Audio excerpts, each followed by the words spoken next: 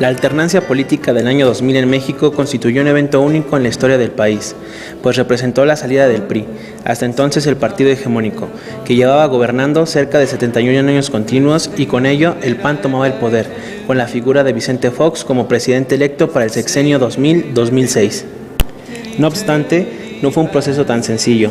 Implicó un cambio de conciencia de la sociedad mexicana que se venía gestando tiempo atrás, debido a los malos gobiernos que el país tuvo a lo largo de tantos años y que fueron aumentando con el paso del tiempo el hartazgo de la sociedad. Por ello, en este trabajo analizaremos los acontecimientos que llevaron a la mencionada alternancia y nos preguntaremos si actualmente podemos hablar de que en el año 2000 hubo una transición o solo se quedó en un cambio de partidos, es decir, más de lo mismo. Antes que nada, como antecedente, debemos hablar un poco de la evolución del PRI, por muchos años el partido oficial del Estado. Sus orígenes se remontan a 1929, cuando bajo el mandato de Plutarco Elías Calles surge el Partido Nacional Revolucionario, PNR. En este, las distintas facciones revolucionarias resolverían sus conflictos de una manera institucional. Por ello se dice que la revolución se institucionalizó con la creación de este partido. Hasta ese momento, la sucesión presidencial se hacía de forma violenta. Los caudillos se mataban entre ellos para ocupar el poder ejecutivo. En otras palabras, no había una transferencia pacífica del poder, por lo que fue necesaria la creación de un partido de Estado que institucionalizara la actividad de la nueva clase política y diera paso a los relevos en el gobierno por medio de elecciones. Con ello, también se buscaba limitar el poder de los caudillos y los jefes militares.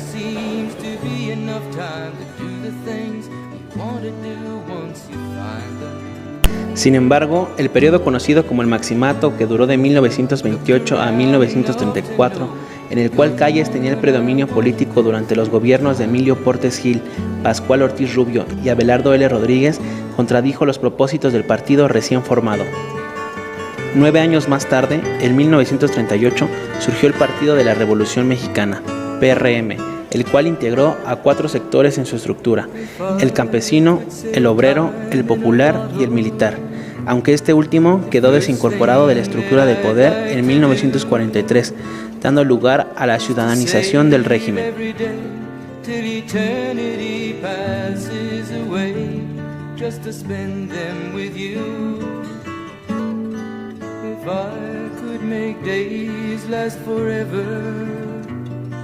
If words could make wishes come true, I'd save every day like a treasure, and then again I would spend them with you. But there never seems to be enough time to do the things you want to do once you find them.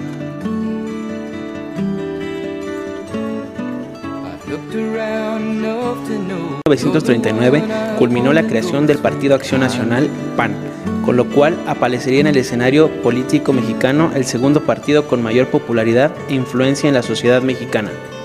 7 años después de la creación del PRM, en el año de 1946, se inicia la tercera etapa del partido, que comprendería desde ese año hasta nuestros días. En ese año, el PRM cambia su nombre a Partido Revolucionario Institucional, PRI. Hoy, la sociedad mexicana asocia esas siglas con un sistema autoritario y falaz. Ahora, demos un salto hasta el año de 1994, año en que se gestan las condiciones que darán lugar a los acontecimientos del 2000. En este periodo, Ernesto Zedillo era quien ostentaba la presidencia de la República.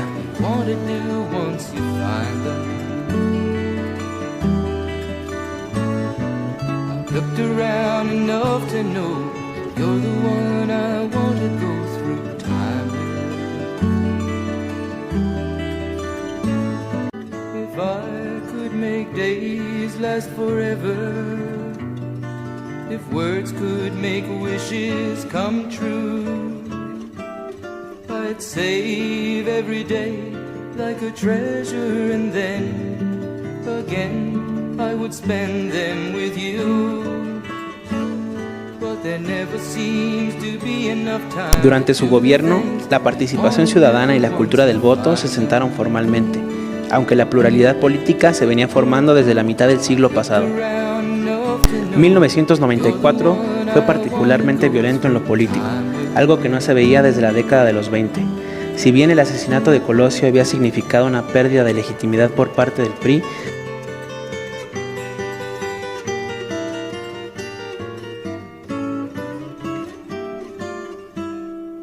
If I had a box just for wishes and dreams that had never come true,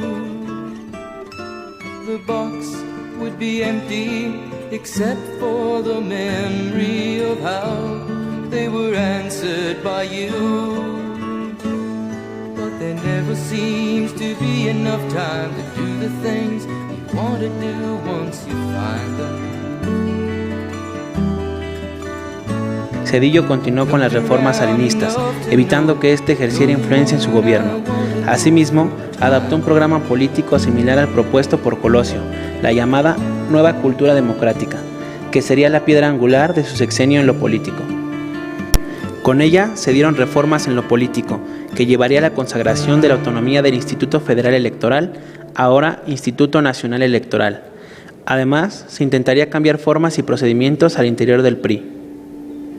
Desde iniciado su sexenio, no existieron buenas relaciones con su propio partido debido a sus ideas sobre la democracia. El hecho de cómo ésta podía construirse por arriba era algo que iba en contra de los principios que el PRI sostenía desde 1929. Desde que fue designado candidato, se propuso remediar los vicios del PRI al instaurar la democracia en su interior. El 1 de agosto de 1994, a un candidato, acudió al Foro Nacional para la Democracia, donde pronunció un discurso conocido como la sana distancia. En este destacaba la idea de que el gobierno y los partidos debían estar alejados, como lo exige la democracia. El presidente debía gobernar para todos, no nada más para sus partidarios. Con lo anterior, se daba pauta a la idea de que el gobierno ya no protegería al partido ni velaría por sus intereses. Sin embargo, como contraprestación, Zedillo concedería independencia en las decisiones internas del partido, aunque no lo cumplió, pues impuso a 6 presidentes nacionales del partido a lo largo de su gobierno. Esa distancia, ya como presidente, no la cumplió del todo. Zedillo se valía del partido para cumplir los intereses del gobierno, pero este ya no protegía a los del partido.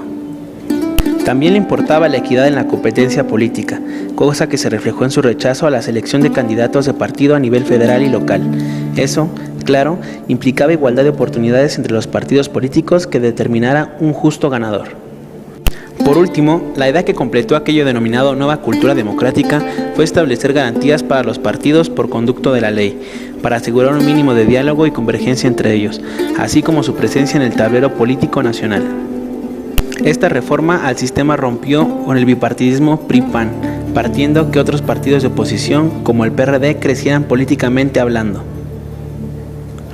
En estas elecciones llevadas a cabo el 2 de julio, había 3 contendientes para ocupar la presidencia del país.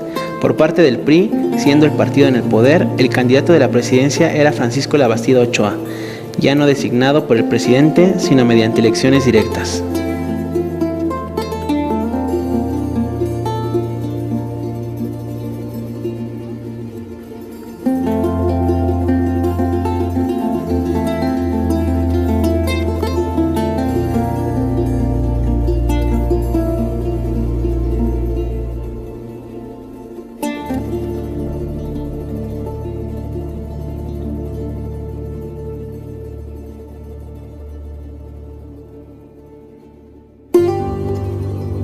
Por parte de la Alianza por México, coalición entre el Partido de la Revolución Democrática, Partido del Trabajo, Convergencia, Partido Alianza Social y Partido de la Sociedad Nacionalista, el candidato era Cuauhtémoc Cárdenas. Por la Alianza por el Cambio, coalición entre PAN y el Partido Verde Ecologista de México, el candidato era Vicente Fox Quesada.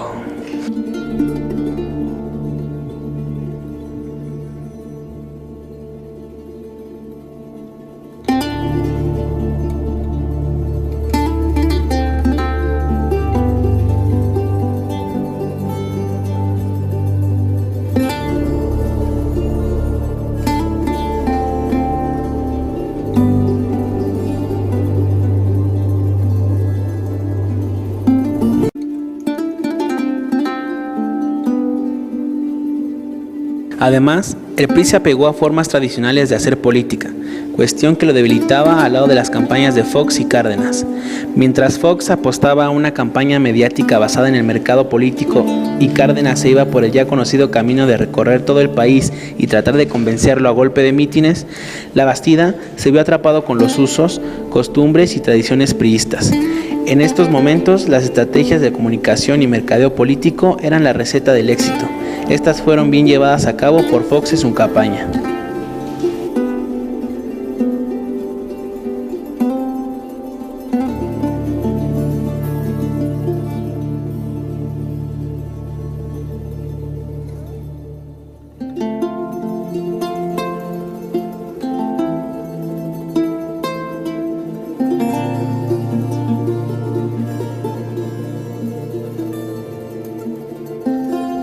Además, Fox, como buen exdirectivo de empresa transnacional, Coca-Cola, optaba por el mercadeo político como estrategia para su campaña, como ya se mencionó, y contrató despachos de comunicación política desde el inicio.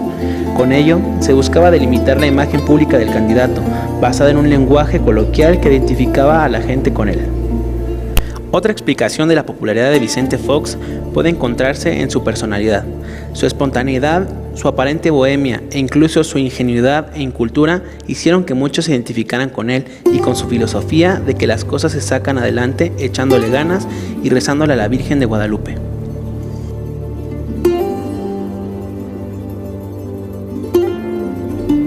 De esta forma, es como el 2 de julio del año 2000, el Partido Acción Nacional, de la mano de Vicente Fox Quesada, obtuvo el triunfo de la elección presidencial. El PRI no solo perdió la presidencia, también perdió fuerza tanto en la Cámara de Diputados como en la Cámara de Senadores. Esta derrota del PRI, luego de 21 años, se dio por la vía electoral y de forma pacífica, algo sin precedentes en México. La sociedad mexicana se imponía ante una clase política autoritaria y corrupta. Se esperaba que todo este proceso, más que una alternancia, representara una verdadera transición. Sin embargo, la realidad es que permanecieron las instituciones del viejo régimen, con todo y su estructura. ¿Qué es lo que dejó el gobierno de Fox? En la mercadotecnia sustituyó a la política, la inseguridad y el delito aumentaron y la política internacional no se tomó en cuenta. A los programas de apoyo social, de construcción de viviendas y la estabilidad económica fueron factores a los que se le dio seguimiento solamente. La única aportación original del gobierno foxista fue la Ley Federal de la Transparencia y Acceso a la Información Pública. Fox confundió popularidad con gobernabilidad y legitimidad. No tenía un proyecto de gobierno, solo de campaña. Así, el país pasó de la euforia y la esperanza de un cambio y una transición hacia la democracia al desánimo total.